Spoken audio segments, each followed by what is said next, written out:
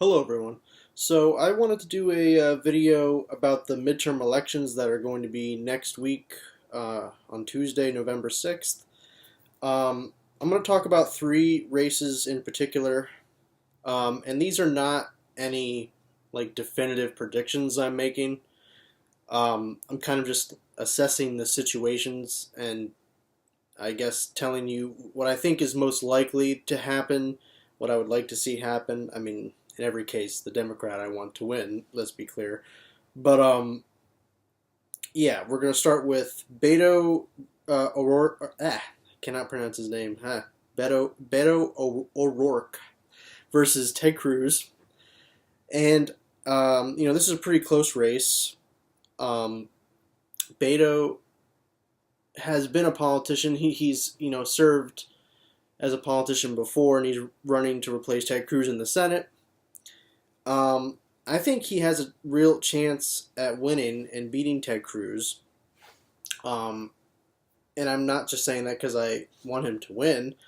I think that he has the right policies um, under his agenda, and also in terms of politics, I think he's playing the game fairly well. I mean, like the first debate, I think it was the first debate between him and Ted Cruz. He did pretty good. Not like too great, I would say. Like in terms of like he didn't wow the audience that much. Like it seemed like he was handling his own in terms of calling out Ted Cruz's BS and just going up against him. But it didn't seem to me like he was like making enough of a name for himself and standing out that much. I think now he's actually gotten a little better in terms of at least presenting himself to the public and being more clear and confident about standing up for policy, which is a very good thing. Um, like in a town hall I just saw recently of him.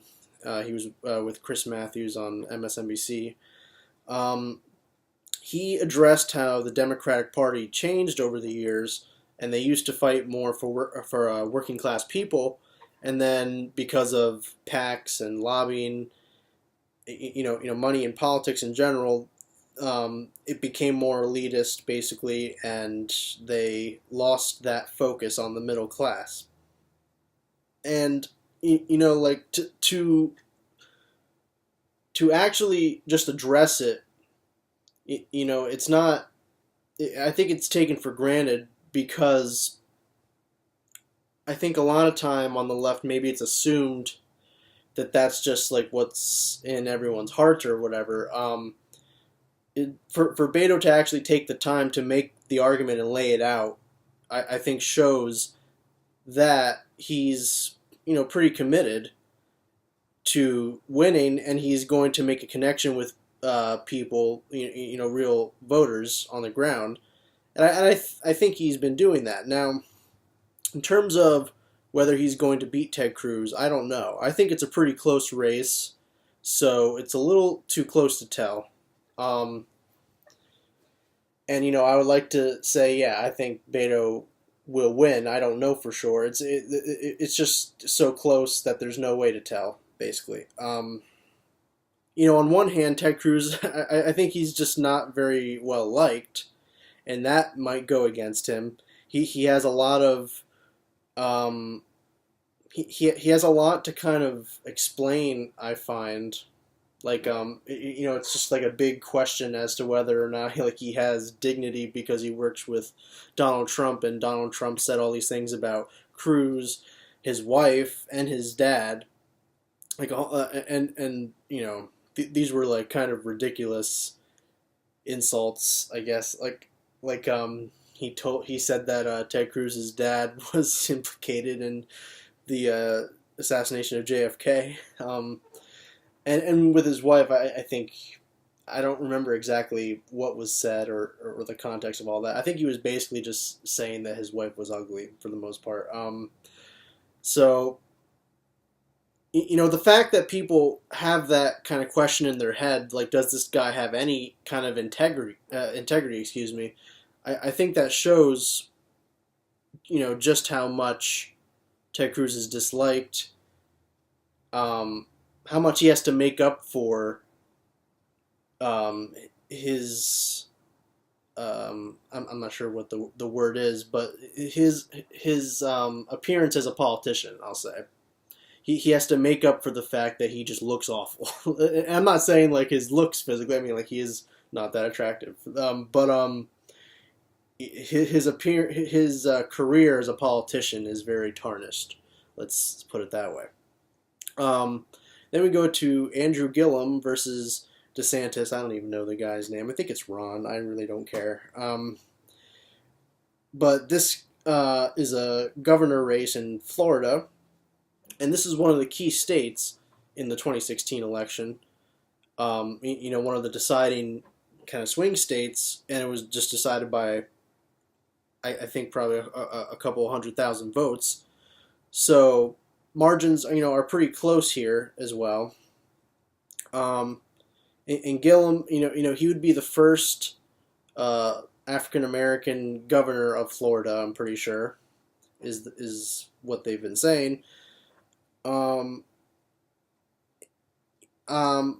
critique of Gillum, I'll say, and just put it out there first. I think in terms of his style, could use some work because of the fact that I think he has this quality, and I don't want to be too nitpicky, but I think he has this kind of like folksy quality, like he's always talking about his grandma's grandfather, whatever they said, and he like has to like spin it in this way to make a point. And I'm not even saying that's not genuine. I'm not saying like he doesn't actually talk like that or whatever. I think sometimes when he talks, it just comes off as like a standard politician. He's an eloquent speaker for sure, but so was Obama, and Obama he could speak well, but on policy was not that great.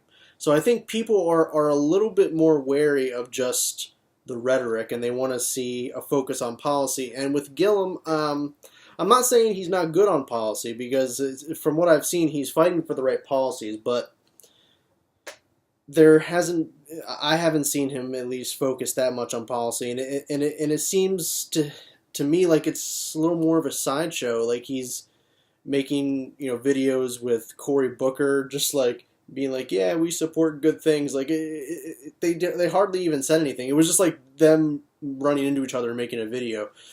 And during the debate with him and DeSantis, that they had this back and forth, and DeSantis was being accused of having ties to white supremacy, which he does. I mean, these things are factual, and I think we should address these things. And Gillum had to kind of respond, and he gave a pretty good response to Gillum, and it made him. He gave a response to DeSantis, and it made DeSantis look bad.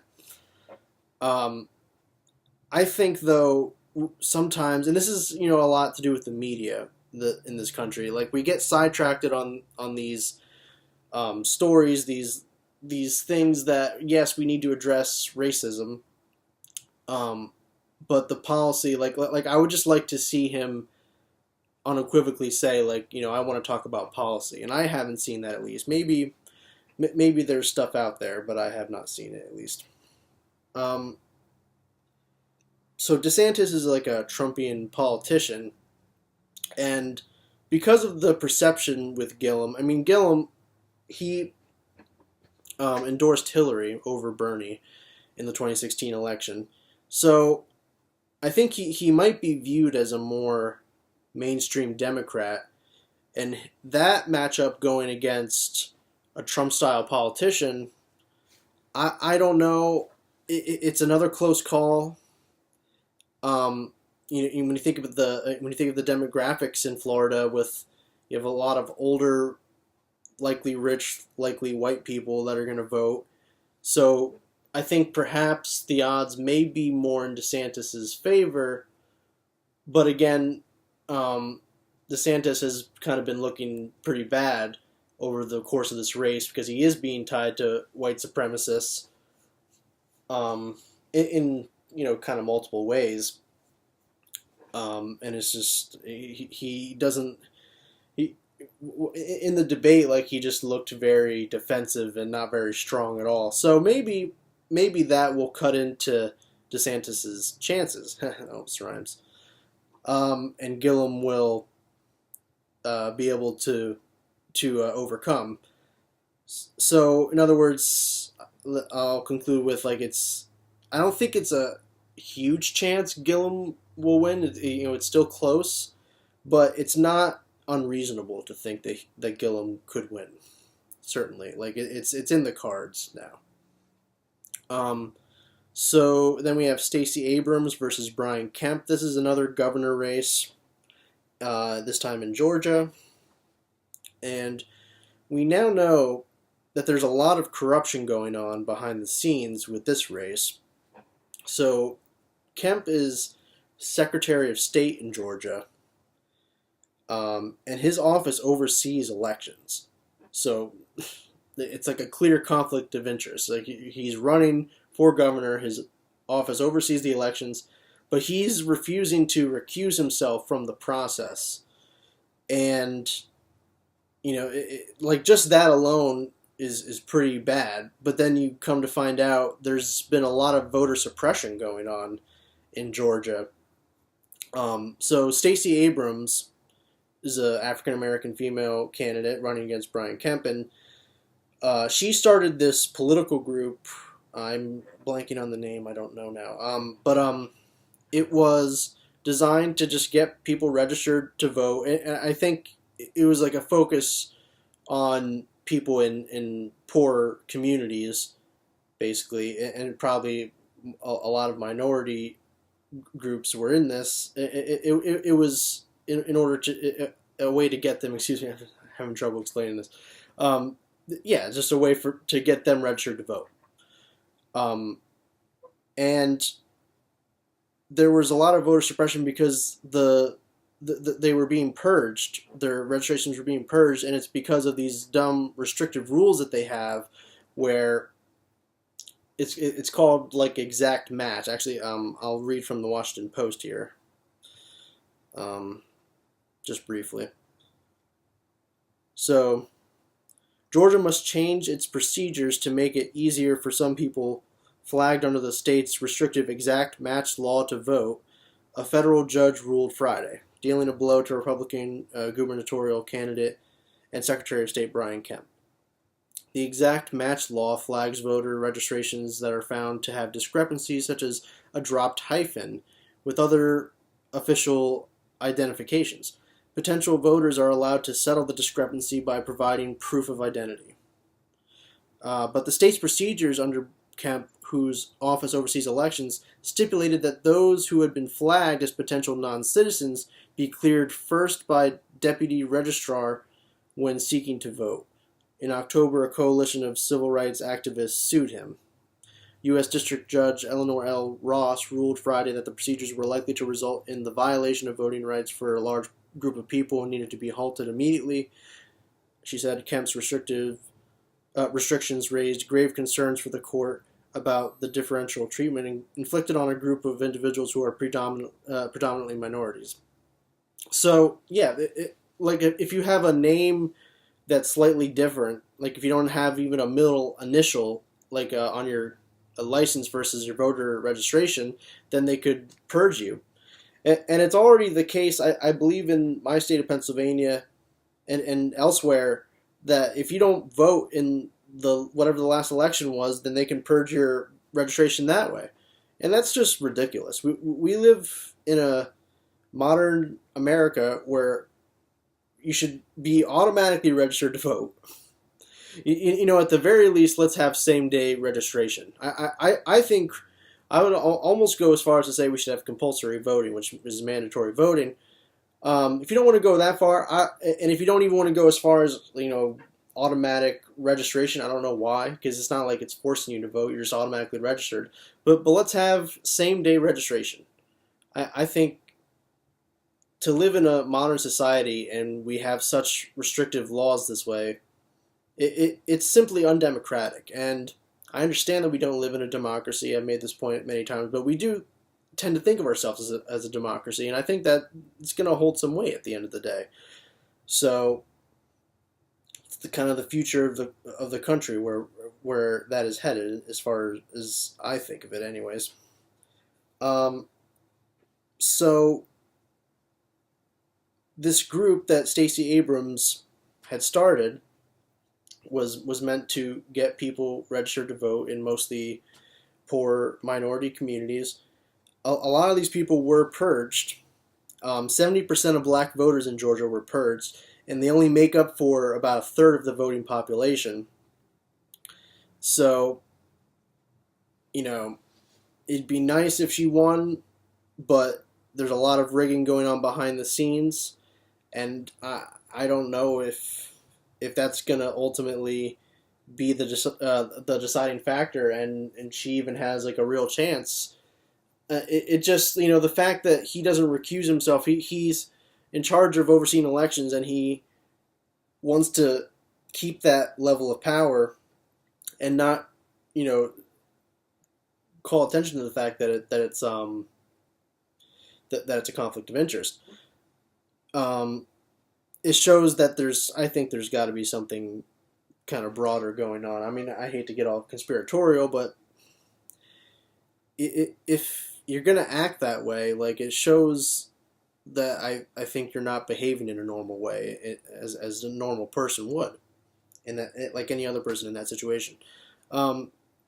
So there are some other good things. I mean, Alexandria Ocasio-Cortez in Queen or the Bronx. I'm not even sure where exactly she is. Like where her district is, but she's likely going to win. It's been said that her area is largely Democratic, so she's pretty much guaranteed to win, which will be a great thing to see her in a official capacity as a congresswoman. Another Justice Democrat, who I am not sure of the name, is likely to win, and she'll be the first female Muslim in Congress. That's a great thing. And by the way, like in terms of identity politics, I'll just address real quick.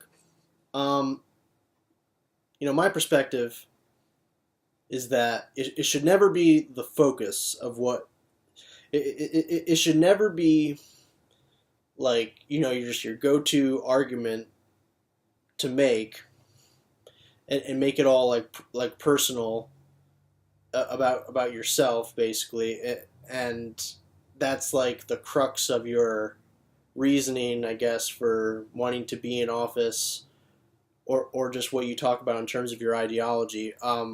You got to focus on ideas and policy. You need to be the leader for everyone in your constituency, obviously, and at the end of the day, sometimes you'll have a constituency, where there's a larger group, like it might be more African American, it might be more Latino, whatever. So, I think to a degree, yeah, in a situation like that, you want to have someone that will probably want to represent your interests, and it's not going to be ultimately dependent on who that person's identity is. You could just as easily have someone who's white or Chinese be in favor of progressive policies, and they'll fight for people in that community. And so at the end of the day, I think there's a time and place for identity politics. I think it's a worthwhile argument to be made that there should be more diversity. I mean, Congress is mostly white and male. Like, we need to have a little bit more representation for diverse causes, I guess you could say. But yeah, at the end of the day, I think we should be focused on policies and getting sidetracked in all these debates over like, oh, I'm this, like trying to make it look like it's a qualifying factor because of your identity. And this is like what Hillary Clinton did, and I'm not going to get off in the weeds with that because I've done it way too many times. But yeah, I'm with her, and like first female president, like that. That's what was the main selling point, honestly, because it didn't have to do with policy. If we're being completely honest. So, will it be a blue wave next week? This has kind of been the fundamental question for a while now, and so my prediction in terms of that, it's a mixed bag. Again, I tend to think that we're going to see a lot of Democratic wins. There's a lot of there's a sense of a backlash to Trump, and I think a lot of people are motivated now because of what they're seeing, and they're going to want to go out and vote for Democrats. I think that's likely going to happen. And I guess, I don't know, it depends on how you define a blue wave, because is it, just like across the board Democrat wins like crazy? Like, I don't know if it's going to be that. I think you'll probably see a lot of big wins, and you'll probably see, a couple of Democrats go down, and we'll see next week, any of the ones that I talked about, like whether they're going to win or not. I don't, they're both, they're all three pretty close races. But I think my general sense is, yeah, we're going to see some Democratic wins. Is it a blue wave? I would tend to say no, honestly. Because at least my idea of what a blue wave is like just like record amount Democratic wins, like just like a total reversal. And maybe that's unrealistic and kind of like I'm putting too high a standard on what a blue wave should be, whatever. But yeah, if we're gonna see, I think we're gonna see some wins for sure. Because AOC, like I say, like there's certain people that will definitely win. And the close races, I think some of them probably will pull it out. Will pull it off. So we'll see.